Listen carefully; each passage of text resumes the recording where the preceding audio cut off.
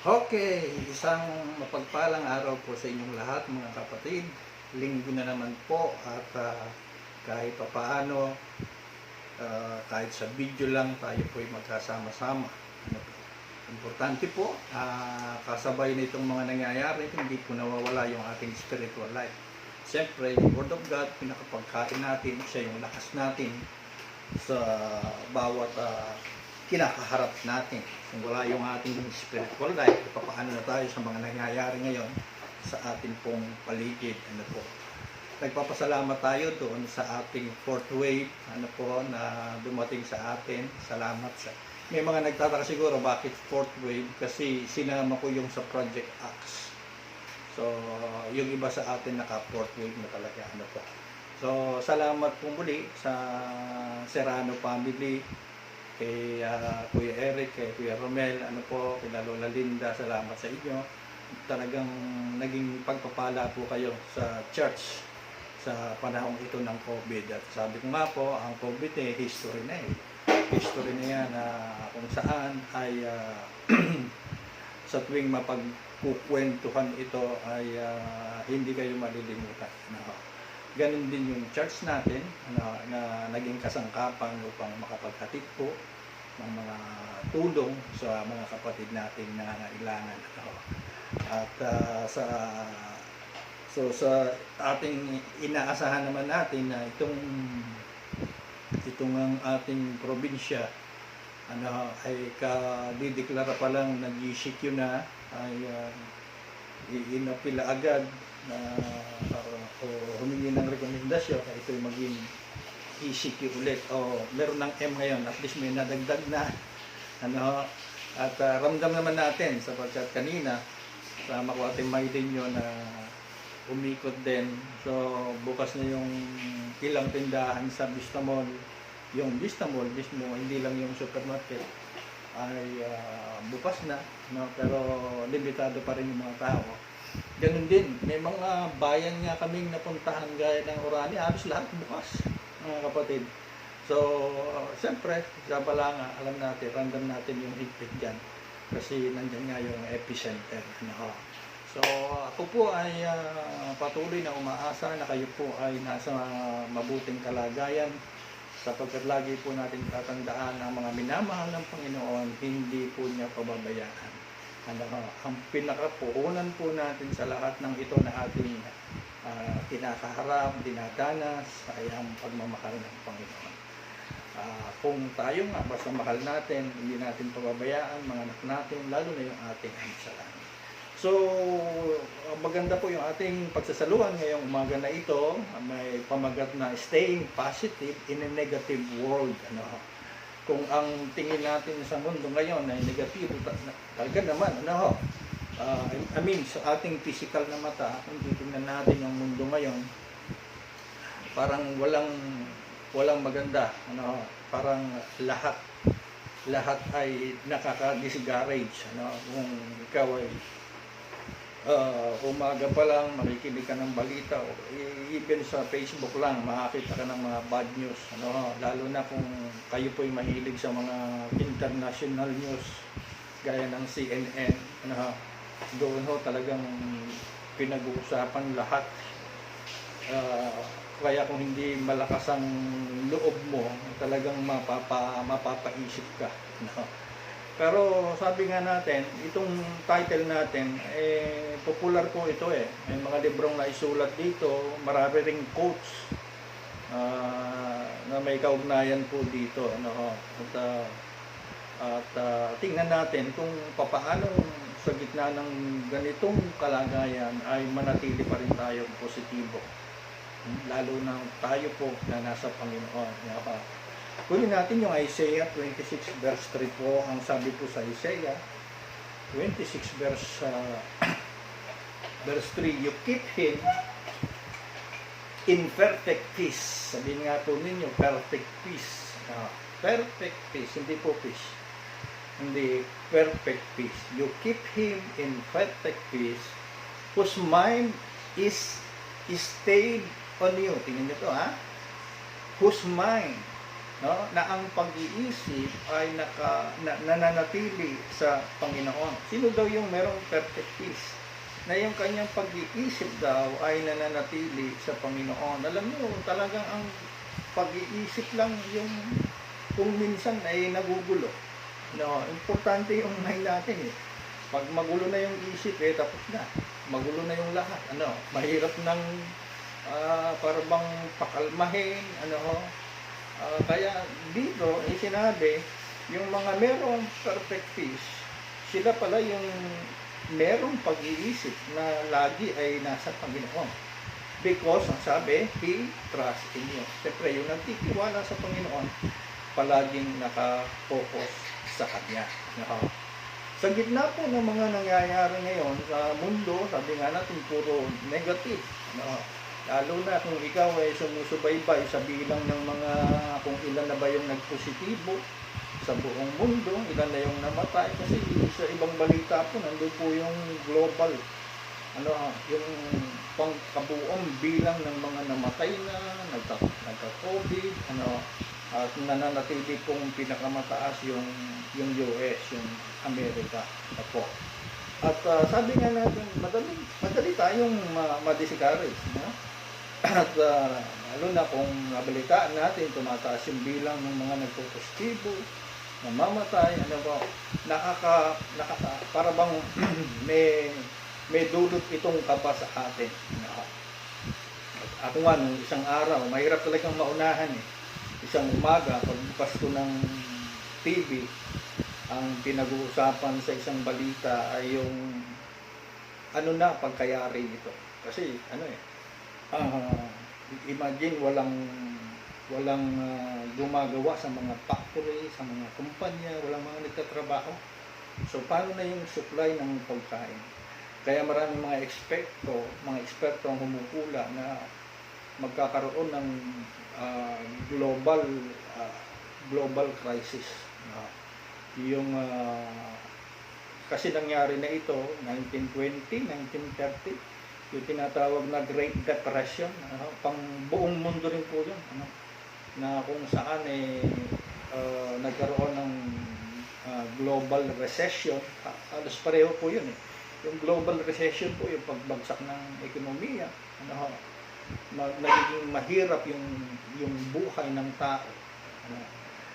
Mas maraming mga tao, pero mas marami ang walang trabaho, tapos kukunti ang supply ng pagkain. Dahil kunti ang supply ng pagkain, mamahalin ang mga bilihin. Yun po yung panahon na kung saan nagkakaroon ng global recession. Sa Great Depression noon ay ng daigdig, halos ganun din po ang nangyari. At umabot yun hanggang 1930, 33. Pero tayo po, nagkakaroon din ng, sabihin natin, world recession. Kung minsan siguro hindi nyo nararamdaman.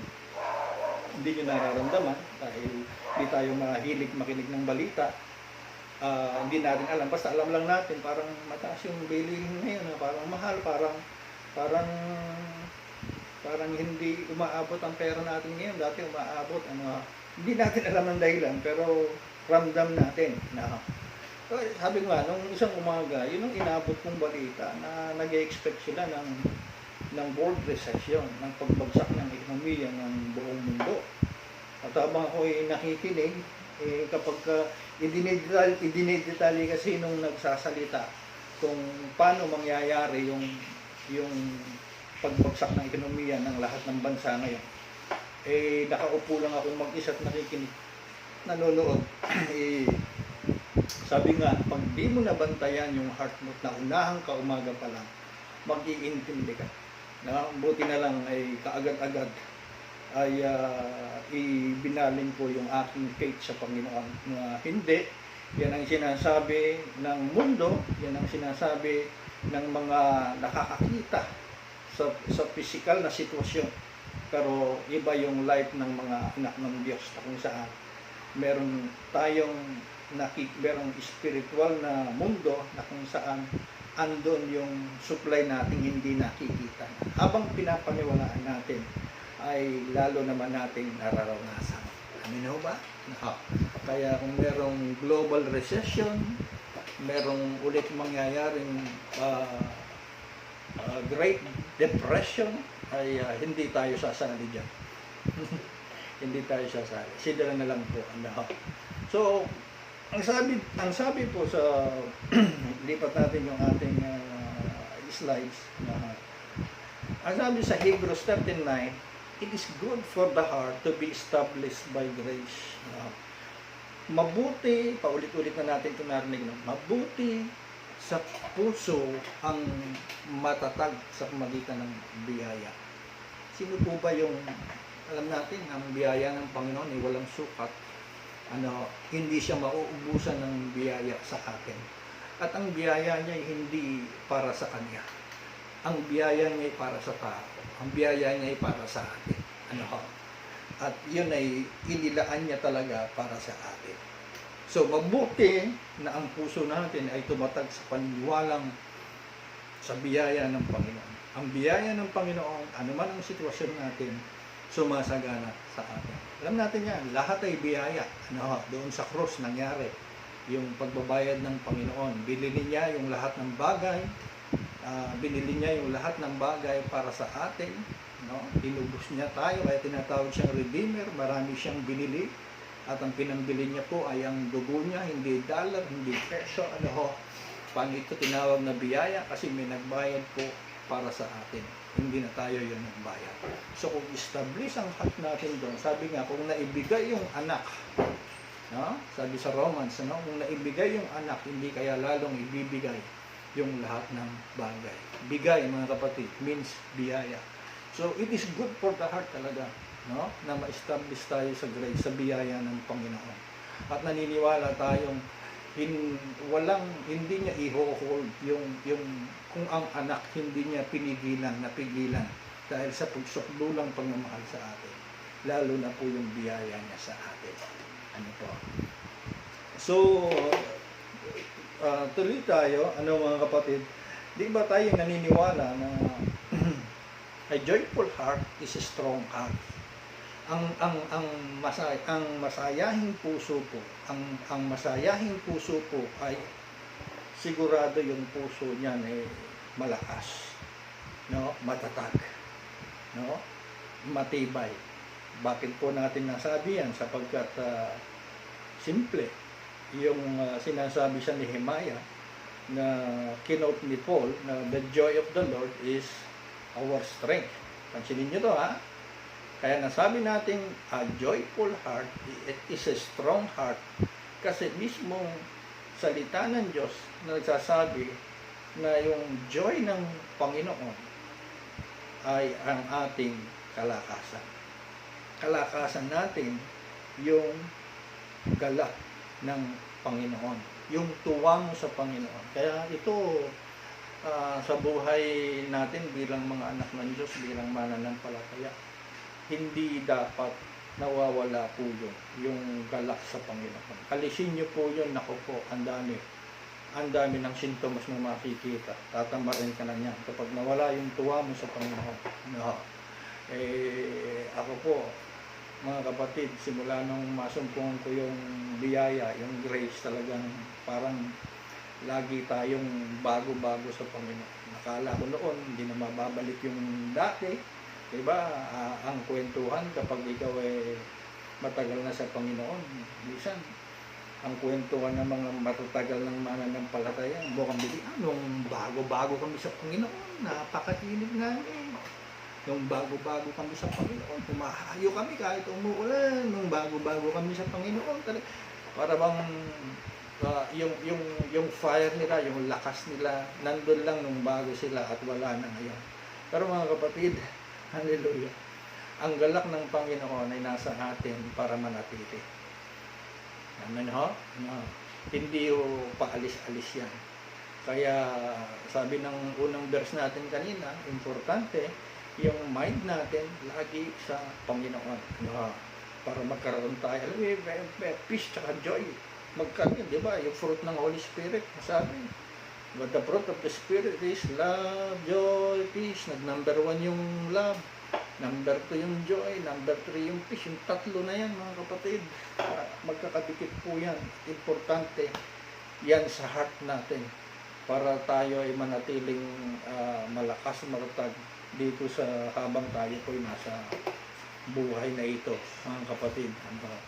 So, kung ang joy ng Panginoon ay ang ating kalakasan, ito po yung tanong, if the joy of the Lord is our strength, and therefore, hindi natin, sabi rito, then we should not let any circumstances or anyone to take the joy that is in us. Why? Kasi, yun nga ang strength mo eh. Andun yung lakas mo every day. Yung joy of the Lord. Kaya, yung illustration ko kanina, nanonood ako ng balita, umaga, parang naunahan ako ng ang kwentuhan sa TV ay yung global recession na paparating, yung paghirap ng buhay dahil sa nangyaring ito ng sa COVID. At meron pong nagsabi, nandito ang COVID para manatili. Ibig sabihin, makakasama natin siya ng matagal. So yung new normal na sinasabi, mukhang iyon na. Pero sabi ko nga, yun ang sinasabi nila, di ba?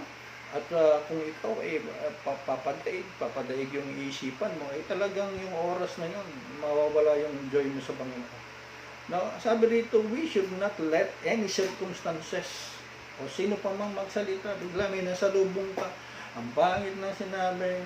Kanina lang, may tinatanong sa akin, 2,000 plus na yung cases sa Bataan. Kahit di ko pa nakikita, hindi na ako naniniwala. Sinabi ko na kagad na fake news yun. Paano nangyari tumalon sa gano'n na bigla na lang pinalo pa natin yung Manila. So, ganun po, dapat alis na tayo na huwag manakaw yung ating kagalakan sa Panginoon sapagkat doon nang gagaling po yung ating strength. Importante yung strength natin ngayon, mga kapatid, lalo sa panahon ito talagang walang kasiguraduhan. Ano ba talaga after ba ng May 31? Totoo na ba talagang GCQ na tayo? Yan pala, meron ka talagang dadaanan, hindi ka pwedeng tumalon. At ewan ko ano ba yung mga dating wala na sa GCQ din, binalik po sila sa sa GCQ, yung mga probinsyang hindi kasama, wala na sana sa GCQ, wala na rin sa GCQ, kaya nangyari binalik po silang lahat doon sa GCQ. So hindi natin alam, kaya sabi nga natin, kung meron tayong kailangan, mga kapatid, kung nagpapalakas yung pagkain, kailangan natin ng supply, kailangan natin ng pagkain, kung hindi, magkakasakit tayo, kung hindi, mamamatay tayo, pati po yung lakas ng Panginoon kailangan natin para manatili po tayo nakatayo dito sa kasalukuyang sitwasyon po natin. Alam niyo po ba, nung si Moses ay mamatay, nung mamatay po si Moses, kaagad-agad nagsalita ang Panginoon dun sa kapalit niya. Natin, sino ba kapalit ni Moses? Yung kaniyang mandirigma kanang kamay na si Joshua. Kumbaga yung kanyang pinaka-chief of staff nung panahon yan. At malaking kalungkutan o malaking kabawasan na yung leader ni Joshua nung time na yon, yung matagal niyang leader na kasama at sinusunod na nanguna buhat pa sa Egypt at sa pagpasok sa Promised Land, hindi na niya nakasama, namatay na. Sabi nga natin, malaking dagot ito kay Joshua, malaking discouragement sa kanya, malaking kalumbayan para kay Joshua. Kaya naman, immediately, kaagad-agad, kung babasahin niyo po yung opening ng Joshua chapter 1, ito kaagad ang sinabi ng Diyos kay Joshua. Tingnan niyo po, pansinin niyo po, sa chapter 1 lang to, sa chapter 1. Verse 6, be strong and courageous. Sabi dito, be strong and courageous. No? At pagdating sa verse 7, inulit ng Diyos, be strong and very courageous. No? Talon naman tayo sa verse 9. Ang sabi, nagsasalita ang Diyos dito, tuloy-tuloy eh. Have I not commanded you, be strong and courageous? No? At ganun din pagdating sa verse 18. Ang sabi ng Diyos kay Joshua, only be strong and courageous. Imagine, sa buong chapter, ilang beses pong binanggit ng Diyos, be strong and courageous. Lakasan mo ang loob mo at magpakatapang ka. Magpakalakas ka at magpakatapang. Magpakalakas ka at magpakatapang. Na para bang dito para bang merong nagpupos sa likod mo na lakasan mo loob mo, tapangan mo. Oh? Ganun ang Old Testament.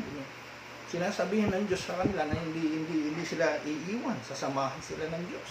No? Pero tapangan mo. No? Lakasan mo ang loob mo. Kumbaga meron kang puhunan, Joshua, tapangan mo, lakasan mo ang loob mo. Para bang sinasabi ng Diyos, ako bahala sa iyo. Pero be strong and courageous. So, kaya nga sabi ko, napakapalad po natin eh. Kasi sa time natin, hindi na tayo, hindi yung strength ngayon, yung lakas natin ngayon, si Jesus. No? At yung lakas ngayon ay nanggagaling sa loob natin. Because Jesus is now living in us. Jesus is dwelling in us. Jesus is in us. No?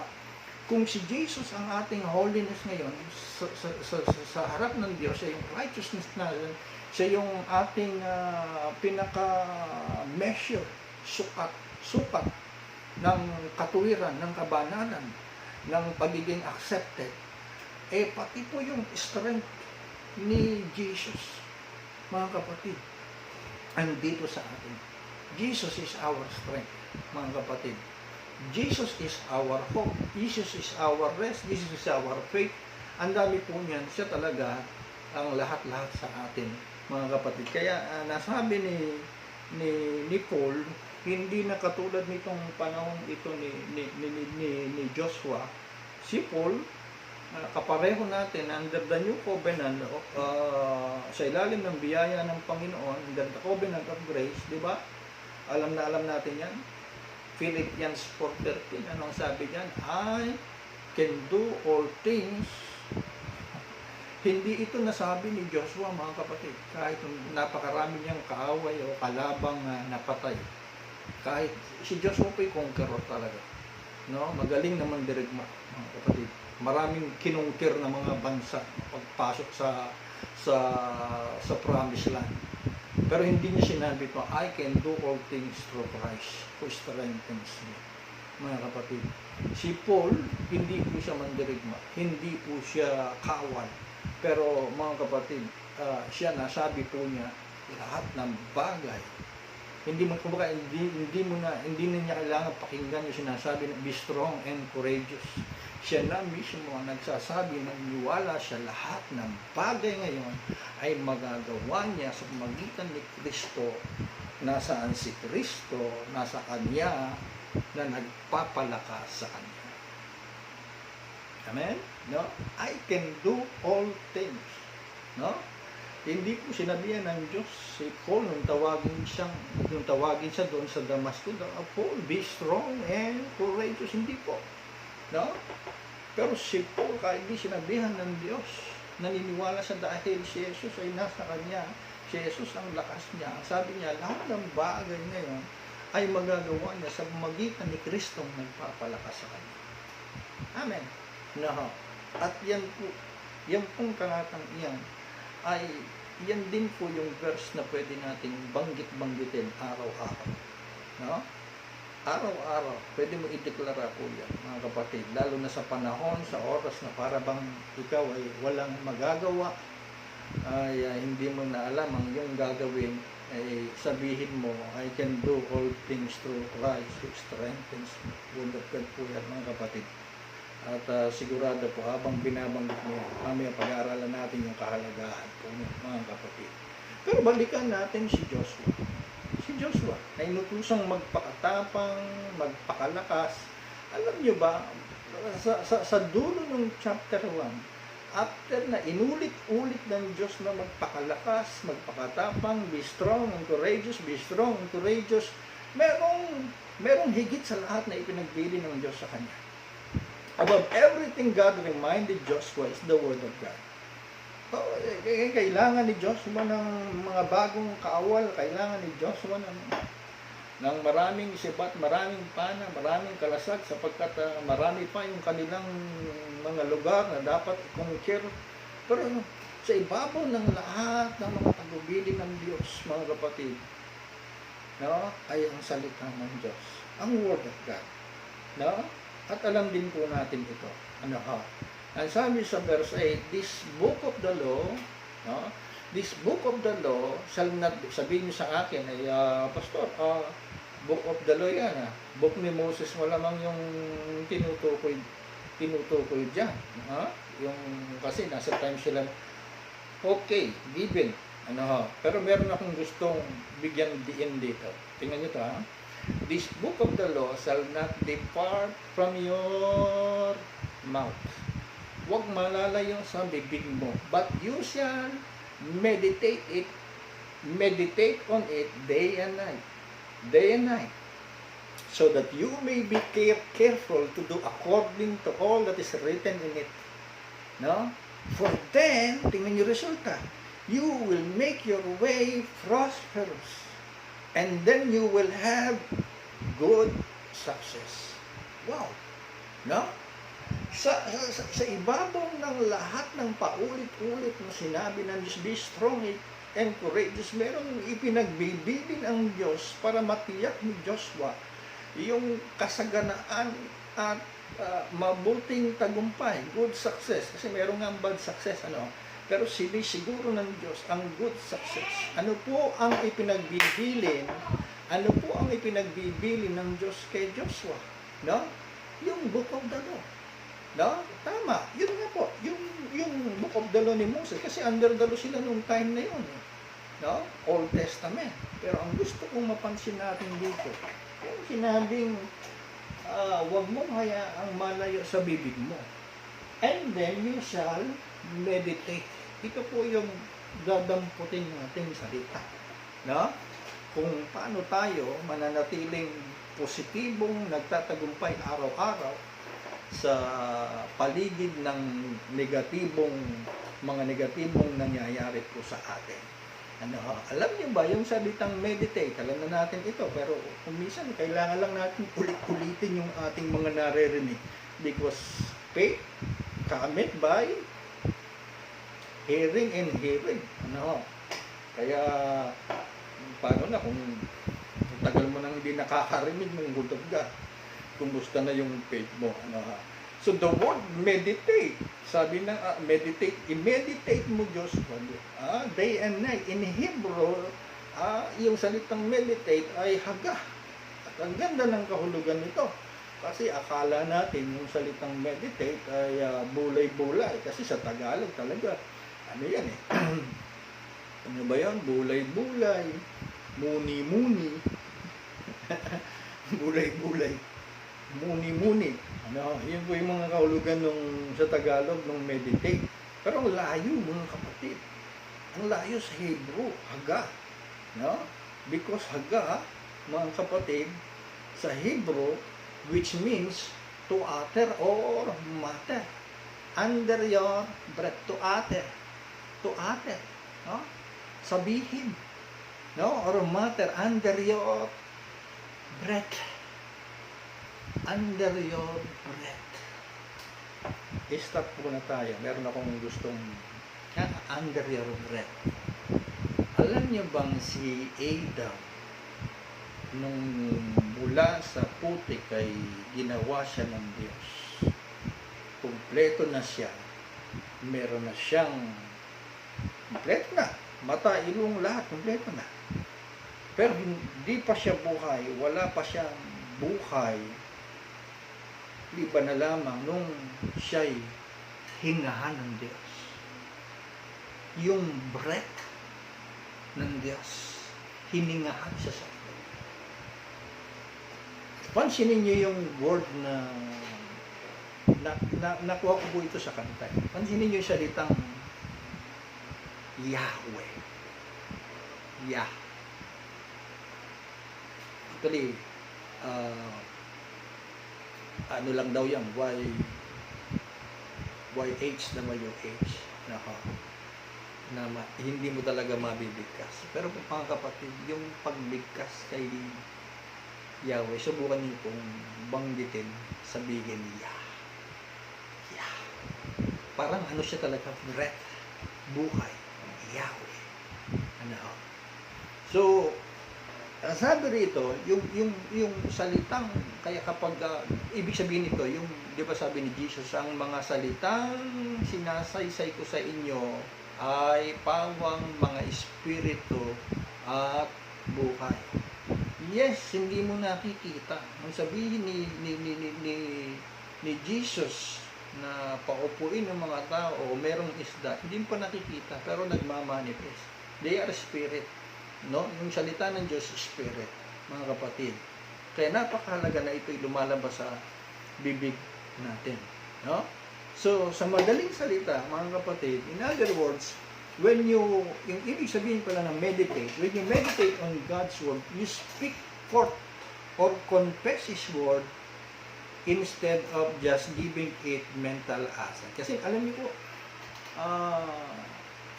meron talagang mga may mga Christian na ang daming alam na verses, daming mga bersikulo, pero kulang sa karanasan. No? Baga maraming nalalaman na word of God pero kulang sa karanasan. No? Kasi nasa mind lang nila yung word of God. Importante po may utter natin ito sapagkat sila'y buhay. Ang salita ng Diyos ay life. No? Nakakasunod po ba kayo? So, ibig sabihin ito, pag sinabing haga God's word, utter God's word, haga, to utter. Haga God's word, meaning we meditate God's words by confessing verses o kahit na hindi na verses.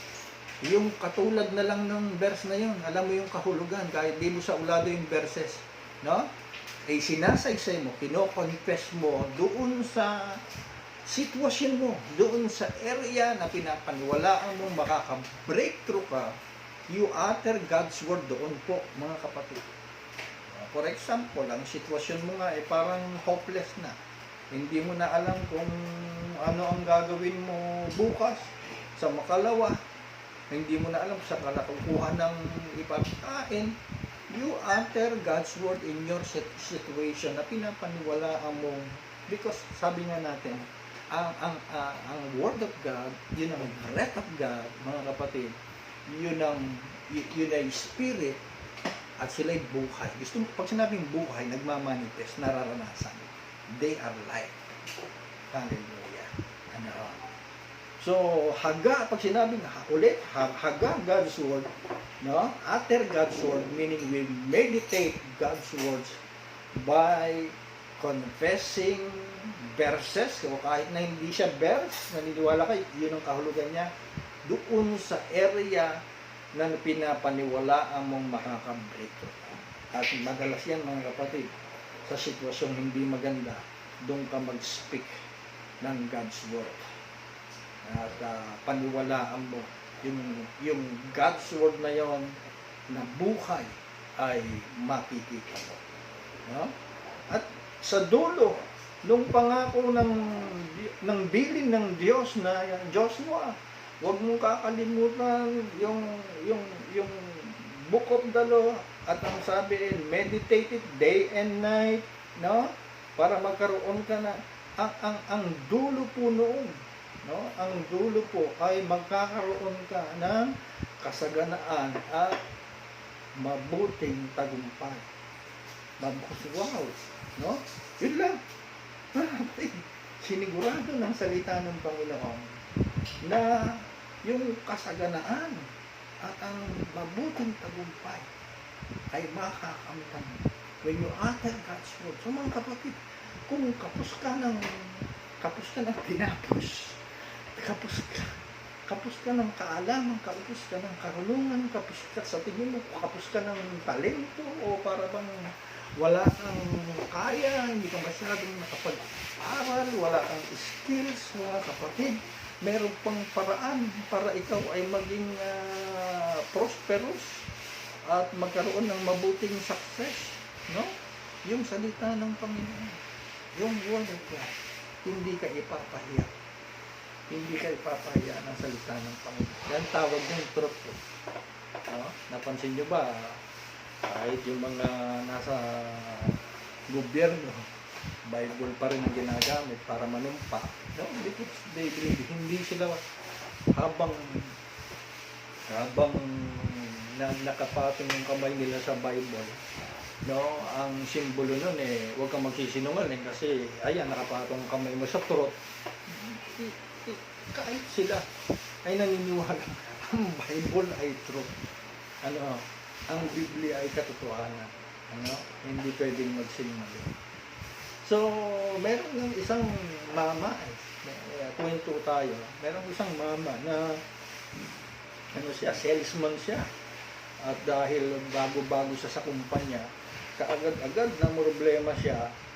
At ang mamang ito ay, di ba yung mga salesman, yung mga salesmen, meron silang mga quota lang.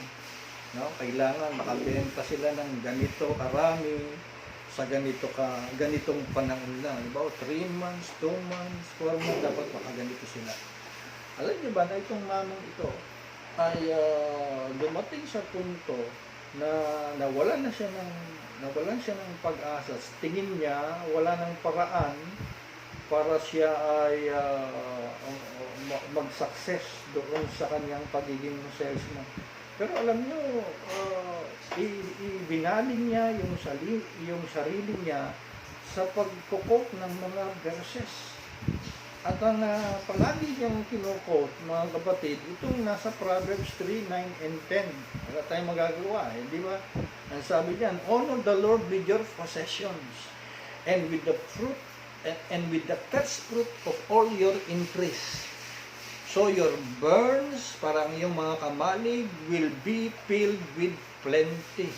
No? Alam niyo, kung ano talaga pinapaniwalaan mo, yun talaga ang nangyayari. What you believe, yun ang nagdedetermine ng yung nare-receive, no? Itong verse na ito, ang madalas niyang i-utter, no? Sa panahon na hindi niya alam kung paano siya makakabenta, paano siya makakakota, paulit-ulit na lamang niyang parang tinapos na siya ng paraan, tinapos na siya ng mga kliyente, ng mga nagbaling na lang siya sa Word of God at walang ginawa na lang kundi banggitin na lang itong honor the Lord with your possessions and with the first fruits of all your increase, so your barns will be filled with plenty. Alam niyo ba nangyari? Alam niyo nangyari? Sa unang taon na yon, he became the top salesman in their company. Nanguna pa siya. No? Nanguna pa siya. So, meaning, yung pag-utter niya ng Word of God ay naging buhay na patotoo sa kanya. Nagkaroon pa siya ng magandang kwento. No? Ito yung ilustrasyon ng halimbawa, mga kapatid, na kapag kapos ka na talaga at di mo alam ang gagawin mo, bumaling ka sa salita ng Panginoon, hindi ka ipapahiya ng salita ng Panginoon. Amen? No? So, naalala niyo po ba si Haring David? Si Haring David, kapapag-aral lang natin ito bago nag-lockdown, di ba? Yung sa Siklag, yung lumusob sila, nagtagumpay sila kasama yung mga kawal niya. Ang problem is pag uwi nila, hindi nila alam, nagbubunyi sila sa daan, pag uwi nila, sila pala yung talo. Hindi sila panalo. Sila talong-talo. Bakit? Inabot nila yung bayan nila, sunog lahat ng kabahayan. wala yung kanilang mga asawa, wala yung kanilang mga anak, wala yung mga alaga nilang hayop.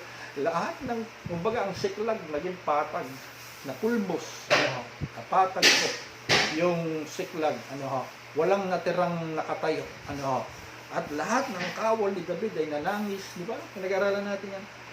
Lahat ng kawal ni David ay nanangis na nanangis sila sa buong maghapon hanggang sa mawalan daw sila ng boses at pinagbalakan si Haring David si Haring David na batuhin si Haring David sapagkat nung time na yun masyadong masama ang kanilang kalooban na nasama sila sa giyera, sa paglusob, sa pag-uwi naman nila, wala yung kanilang mga mahal sa buhay.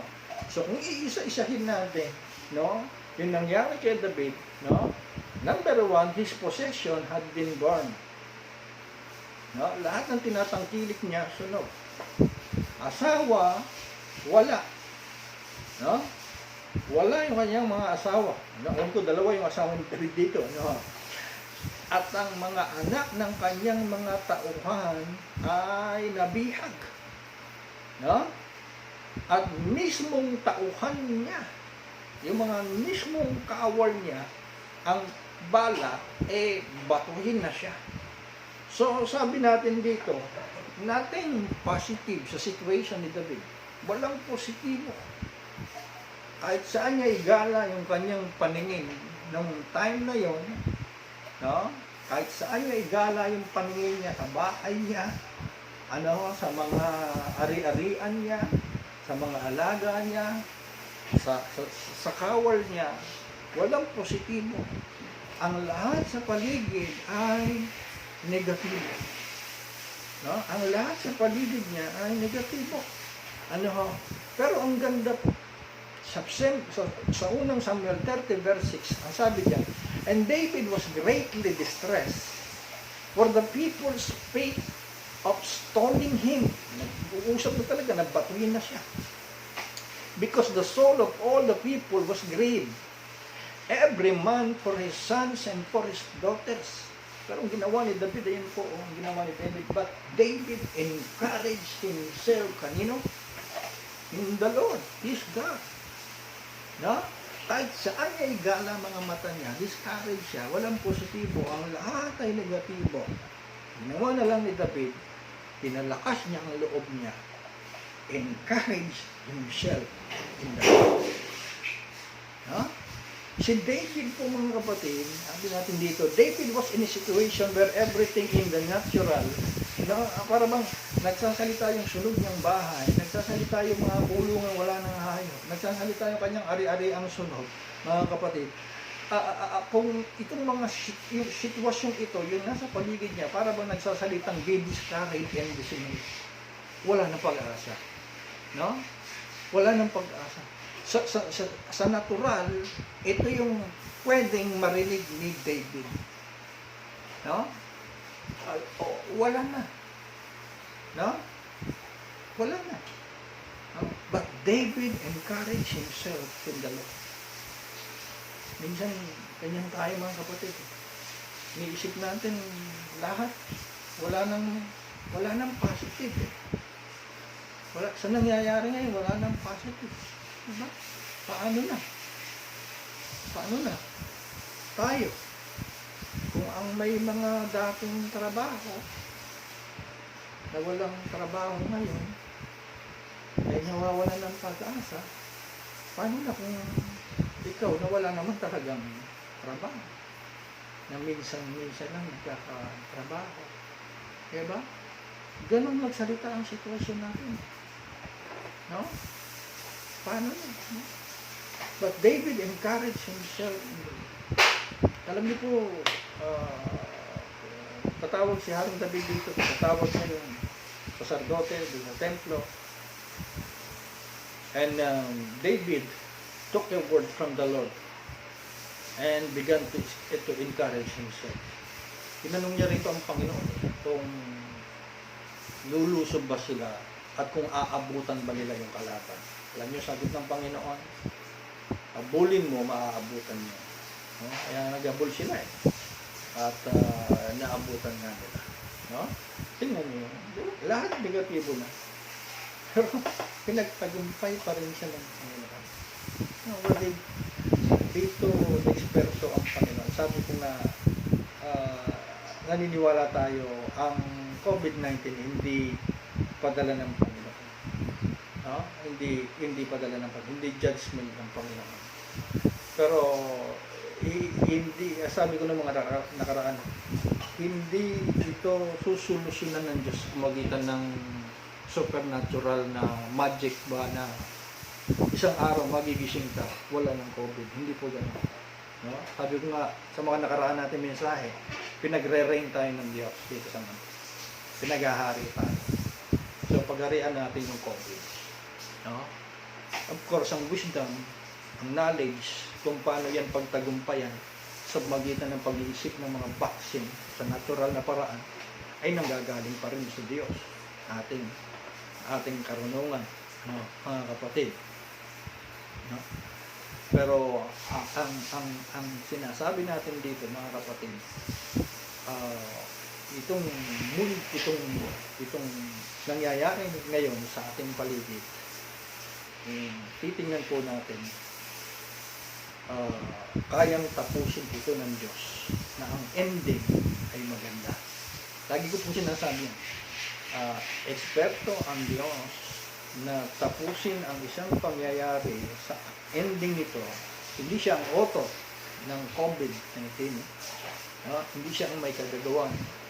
Pero yung dulo niya, kayang baligtarin ng Diyos ng resulta ay napakaganda para sa sangkatawan. I believe that, mga kapatid.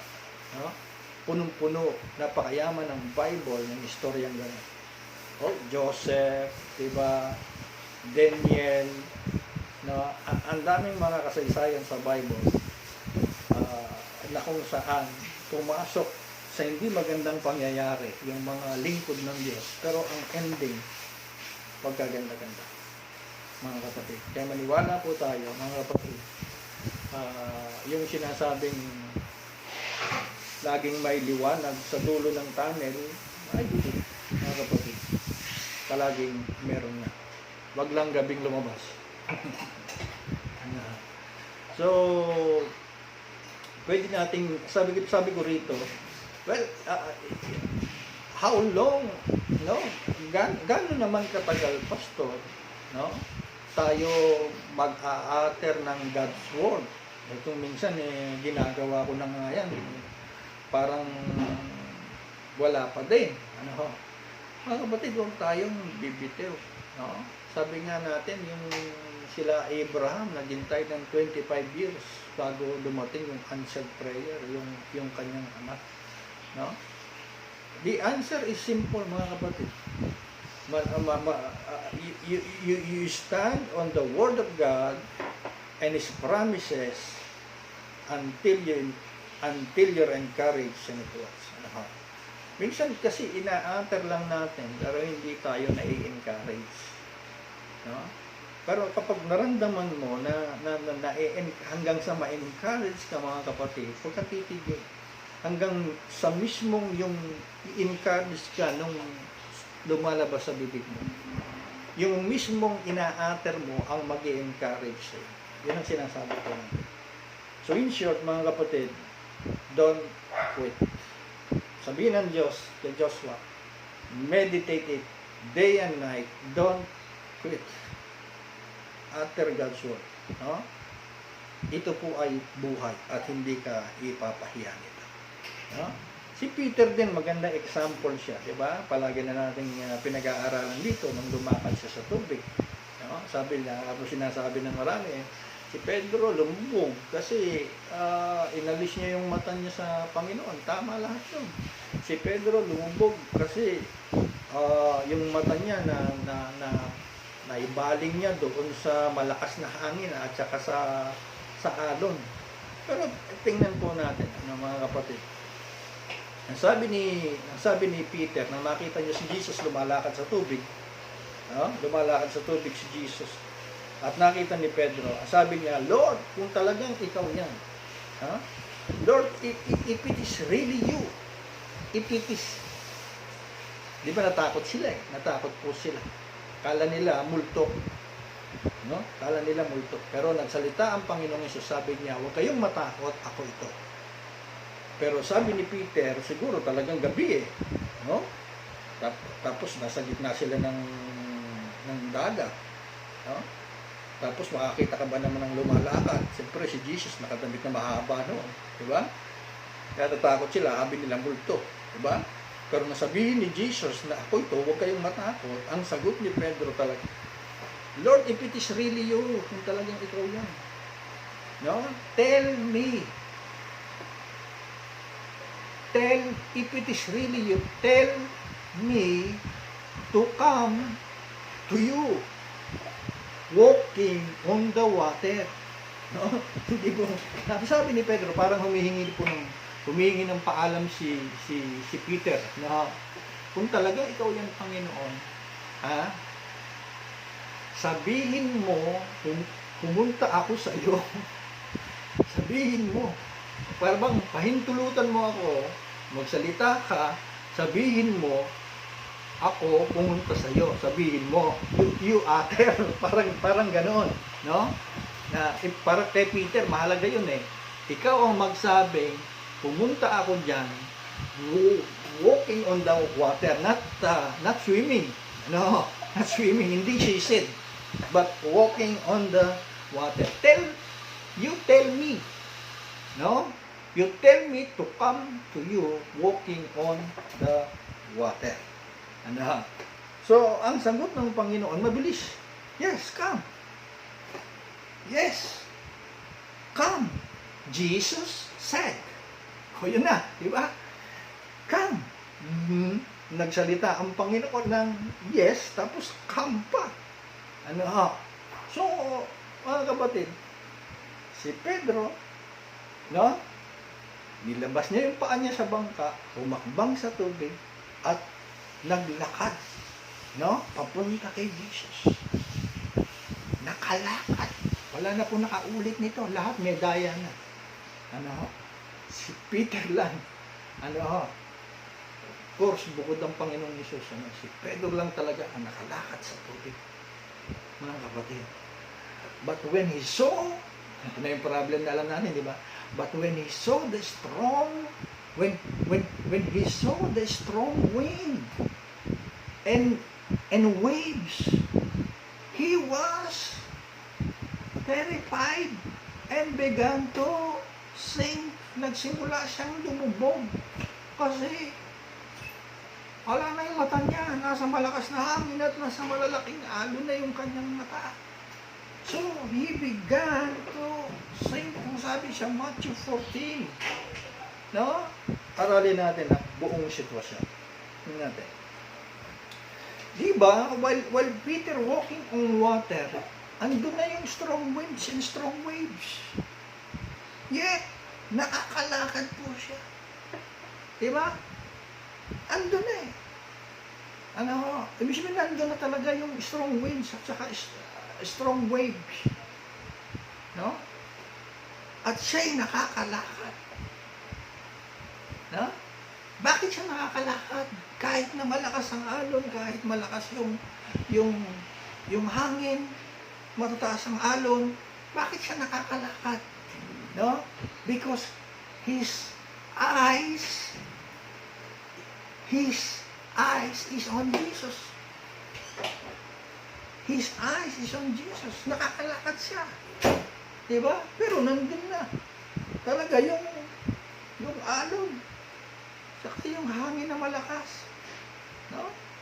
Kaya nung magpasimula po siyang lumubog, yung ginawa ni Jesus, ginrab siya kaagad, mga kapatid, at sinabi niya, ikaw na maliit ang pananampalataya, sabi ng Panginoong Hesus sa kanya, why did you doubt me? Diba? Why did you doubt me? Sabi ni Jesus. Napansin niyo yun? Una, sabi ni Peter, you tell me to come to you. No? Ulang na lang, pwedeng ulitin ni Jesus yun. Di ba sabi mo, you tell me, no? To come to you. Magsalita ako na lumapit ka sa akin, na pumunta ka sa akin nang naglalakad sa tubig. And I said, yes, come. No? Kaya sinasabi, why did you doubt me? Ibig sabihin ni Jesus nun, makakalapit ka sa akin na naglalakad sa tubig.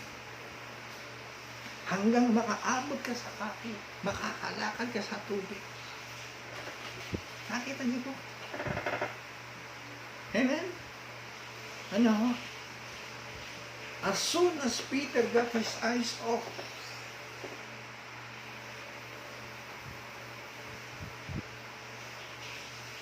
nawala na kay Jesus. And look at the stormy sea, he began to sink. His focus changed. Sa panahon natin ngayon, mga kapatid, andali. Andaling ma-divert ng mata natin sa iba. At tayo ma-shake, mga kapatid.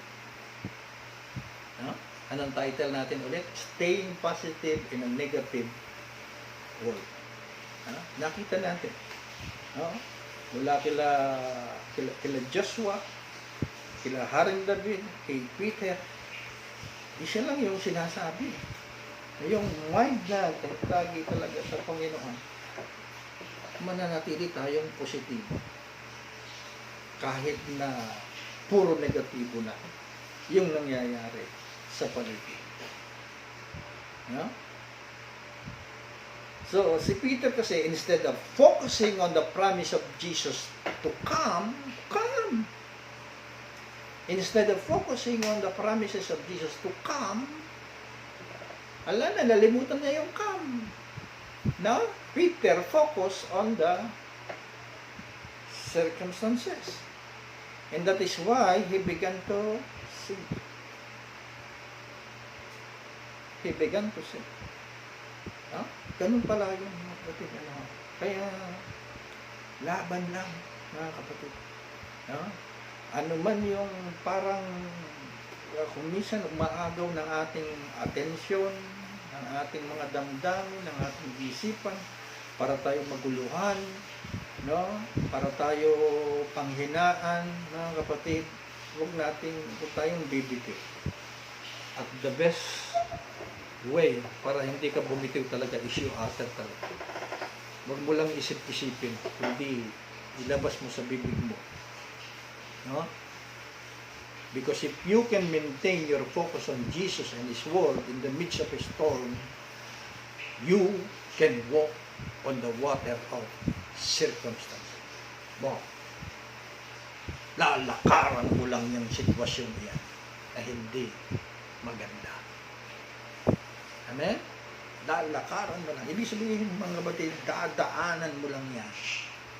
No? Dadaanan mo lang yan. Madalas nating marinig, dadaan lang yan. Dadaan lang yan. No? Hindi mananatili yan. Salamat kung dadaan lang. Pero di ba na makaganda kung tayo mismo, dinadaanan lang natin yan. Amen? No? Kita natin yung ating pag-forward kapag hindi tayo naka-stuck. Kita natin yung ating pagre-reign, yung ating paghahari. Sapagkat pinapangimbabawan lang natin. Hallelujah. And again, anong sabi sa Isaiah? You will keep in perfect peace all who trust in you, all whose thoughts are fixed on you. Perfect peace sa gitna ng mundo. Iwanan ko po ito sa inyo. Jesus can turn your ugly world into a wonderful world. Diba? Yung mundo ngayon parang ang daming picture, yung globe mismo, yung mundo naka-face mask na. Para ang pangit na ng mundo. Pero mga kapatid, tingnan nyo yung isang side. Hindi po, gumaganda po ang mundo. Ang totoo. At naniniwala tayong kasama ito sa kilos ng Panginoon. Paganda po ang mundo, mga kapatid, sa nangyayari niya. So, pray po ang Panginoon. At I pray na nakatulong po itong ating pagsasalo-salo sa Word of God, message na ito Sapagkat alam ko naman, pare-pareho tayo ng kalagayan, ng sitwasyon, mga kapatid, huwag tayong bibitaw. Ang mind natin, panatilihin natin sa Word of God. At hindi lang nananatili sa mind natin, kundi ina-utter natin. You speak to your situation para makita mo yung life. Hagga to utter. No? At naniniwala po ako, yung negatibo sa paligid mo, susunod sa pagiging positibo. Diba ganun yun? Mahahawahan natin. Dapat makahawa tayo. Mga negatibo ay maging positibo. Muli po, magandang araw po sa inyong lahat. Enjoy niyo po ulit ang inyong buong linggo. At ang panalangin ko po, lahat kayo ay manatiling malusog, malakas, walang nahahawang kahit anong sakit, walang nagkakasakit. Palagi po kayo sa prayers ko na kayo pong lahat ay maging magalakin at mapayapa sa gitna ng ito na nararanasan ko natin. Pagpalain po kayo lahat. Maraming